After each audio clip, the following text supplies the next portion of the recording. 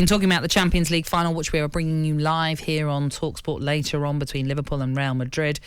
I think it's pretty obvious it's dominating the papers, Cass. So let's delve into what is making the headlines in the newspapers for you. And joining us to do that, it is sports broadcaster Anne-Marie Batson. Anne-Marie, good morning. Anne-Marie. Morning. You're so right, Natalie. It's like wall-to-wall coverage, double-page spreads galore, photographs, so much stats. Oh, my goodness, you need the whole day to digest it all. To digest it all. But let's start off with Klopp says do it for Ukraine. So let's start with The Sun. Football 1, Russia 0 by Dave Kidd. And in the Daily Mail, Classy Klopp finds all the right words by Martin Samuel. So yesterday it was the last of the presses before the big day today.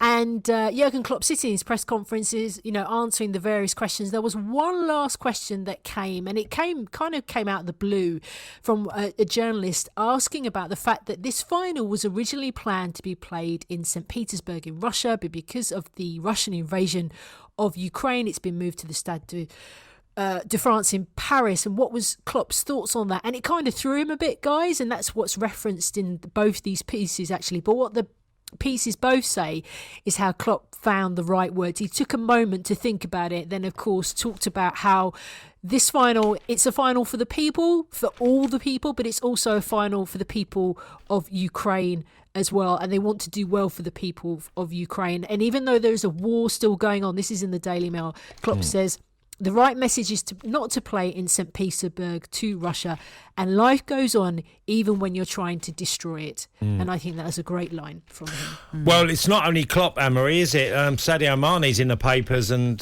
talking about the Ballon d'Or and other issues, but certainly the build-up to the Champions League final.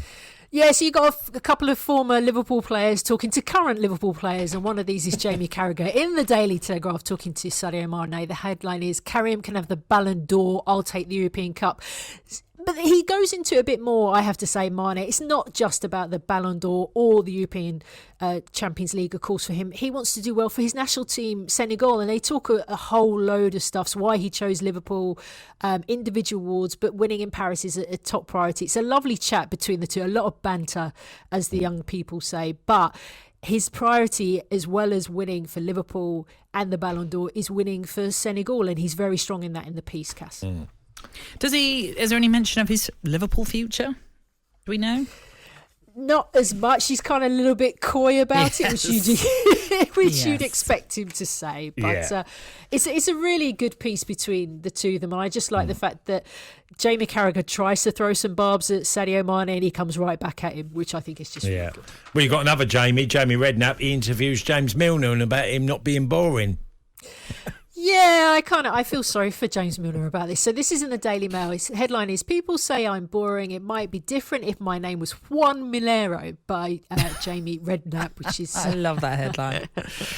It's a great one. I like the opening line as well in the piece, Natalie. It talks about how James Milner is Liverpool's tone setter, as he was for the Carabao Cup final, and he was the same for the FA Cup finals, taking those penalties cool and calm when under pressure. And he, a bit more in the piece, he references the fact about the boring tag that he has apparently. He says, a mate in Spain says that James Milner is seen differently in other countries to here. He says, I'm from Yorkshire, I have an accent and I don't do stepovers. But he talks about perception, he talks about being the best, that he talks about pushing his body to the limit, how he was told actually to try and reduce his training workload because he was pushing himself too far, but he didn't listen, and he wants to be the best of the best. How unfair is this tag, do you think, Cass?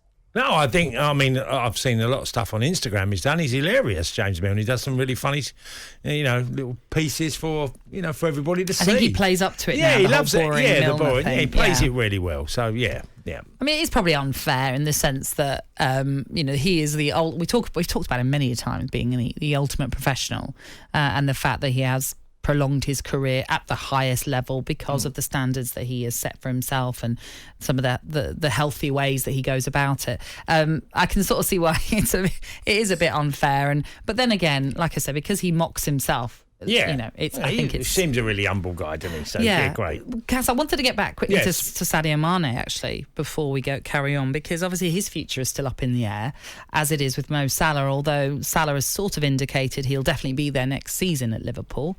What happens after that is another matter. How important has Sadio Mane been for Liverpool, and how important is it that they try and strike a deal for him to remain at the club? Or is he one of those that you think they can afford to let go? I've been asked this question a number of times, and I was asked about Salah and Mane, and I've always come back with the same answer. Look, if you can get two tied down and it actually ticks the boxes of what Liverpool are looking for and they're happy with their contracts, of course you want both of them to stay because they're vital to Liverpool continually to have success. But if one of them, and I've been asked the question, which one, I've said the one that wants to stay at Liverpool the most I want to keep out of Mane and Salah. Okay. I want the one that wants to commit to Liverpool the most because I think it's very important that players just want to play for your football club. You're going to get paid a lot of money, whatever, okay? So the money side is not really the biggest issue. But, yeah, look, there's a lot of rumours of Bayern Munich. They're very interested in taking Mane. If he wants to commit to Liverpool, fantastic. If he don't, I think Klopp's got the right way about it. Who would be the bigger miss, do you think? I know Salah scored goals and goals. I would still go slightly Salah, just slightly. But it's, look, I'd say if Salah wanted to leave more than Mane, well, let Salah go. That's how I feel. I want the one the most committed to stay. And hopefully both of them feel that way. Well, it's still up in the air then as to what will happen with those two.